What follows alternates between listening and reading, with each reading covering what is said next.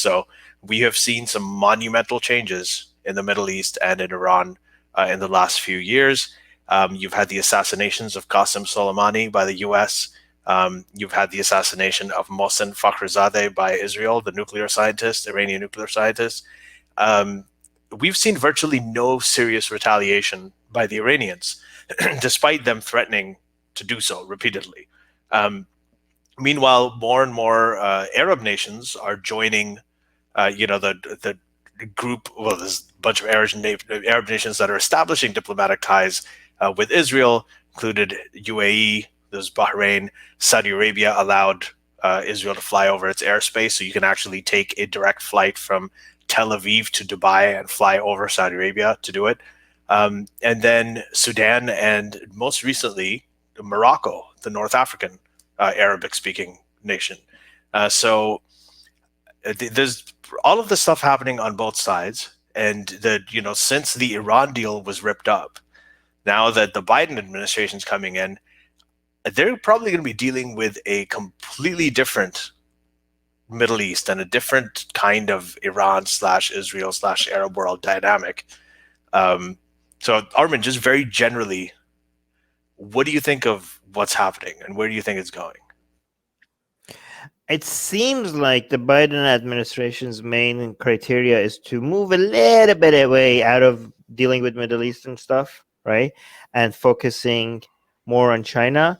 And I mean, for everything me and Ali are both like very much anti-Trump administration, but I always try to find things that I could highlight maybe as a positive, just so that I know that I'm not dogmatically anti-Trump.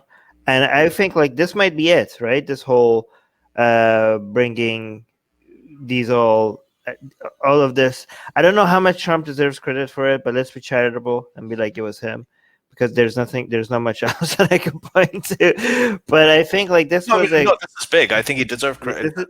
He deserves a lot of credit for. I mean, this is not necessarily like peace in the Middle East, but it's like the closest thing, like the best attempt at bringing countries that were not allies. Like since Sadat, this has never been. Nobody has been able to make this much progress in such a short amount of time. And this is really cornering the Islamic Republic of Iran into a very uncomfortable position, which is really, really great. I hope that it's Trump. Biden is not like Trump, who's going to be anti everything that the previous administration did. So I don't know how much people have this idea that Trump did it, so it must be bad. I hope it's not like that with the Biden administration. I hope the Biden administration sees tries to continue with this path, right? Rather than throw it away because Trump did it. I don't think that's how. I think the Biden administration is actually quite on board with the new diplomatic relations with these Arab countries and Israel. And one of the reasons is just because of and I've talked about this here before, the economic benefit. I mean, these are some of the biggest economic powerhouses in the Middle East. So when Israel and the UAE and Bahrain and Saudi Arabia and all of these countries sort of align, right, and they're together, and especially anti-Iran, you've got this huge economic powerhouse alliance, right, against Iran, which is kind of doing things the old school way. We're like, going to shoot missiles, we're going to do this, we're going to do that, like Game of Thrones style. So there's I think that the Biden administration is actually quite on board with it. They might even try to take credit for it in some way. But I don't think that they're going to reject that aspect of things. I mean, that stuff I think everybody believes is pretty monumental and positive. Yeah, and I think Israel's intelligence agencies, as much as when it comes to Israel, as much as I'm against all the right-wing politicians there, especially anti-Netanyahu. I don't know who deserves credit in Israel's government. I think it's mostly the intelligence agencies that deserve a lot of credit for the way they have maneuvered, took out the main scientist, the nuclear scientist of Iran, took down the main one recently, right? Fakhrizadeh, managed to cause a lot of the virus that they sent that halted a lot of the operations, the taking down of the centrifuge center in Iran. burning it down, like by Israeli operations inside Iran. These are the alternatives to war that are like full-on war that are like, right? Like people sometimes think like, oh, this is, they have no right to do this. Is, you either get this, sanctions, or war, right? When it comes to, the more of this you get, the less war you're going to get, because the alternative is to just go in and just, neutralize the whole threat, and we don't want that. So I think like this is all very great.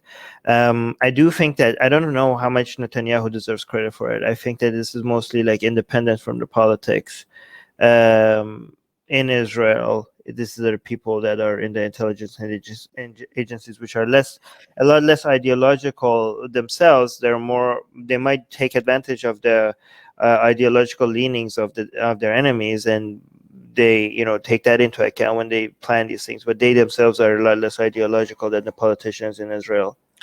Yeah, I think if anything, Netanyahu does benefit from this in many ways. Well, I mean, it's choppy. Okay, sorry guys. Choppy, but say it again. Okay, it's going to clear up now.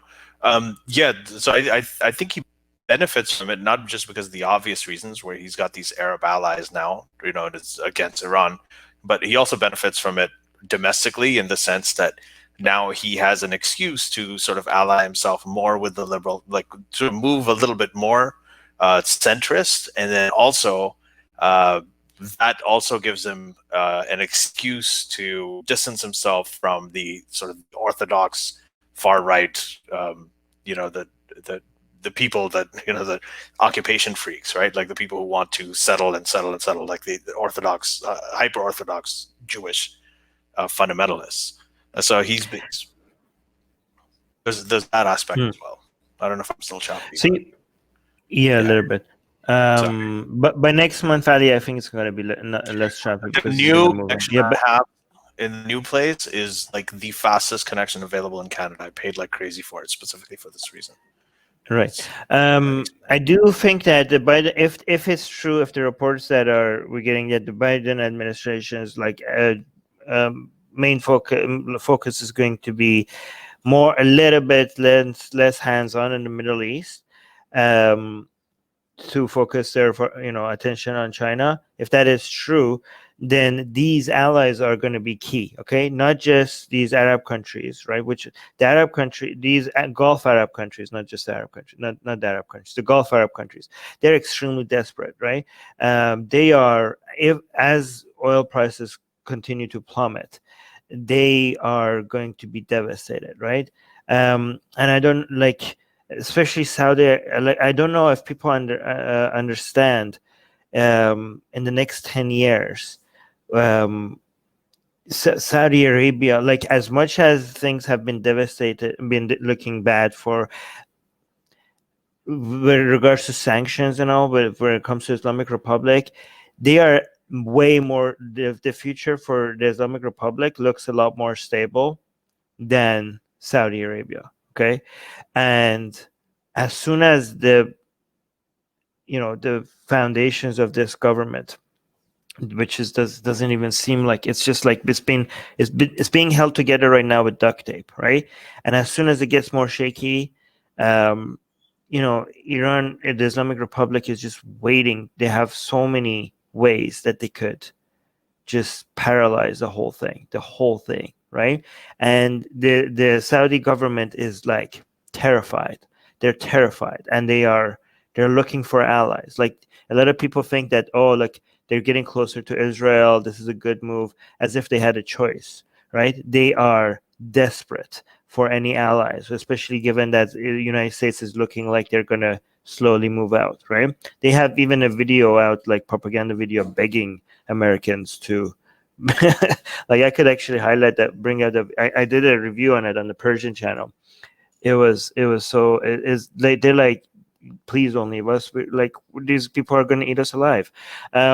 But if United States is also making a strategic decision, and because if United States wants to be more hands off, it needs to rely on their allies around it. And I think like one thing that I think Biden administration might look into is to fix their relationship with Turkey.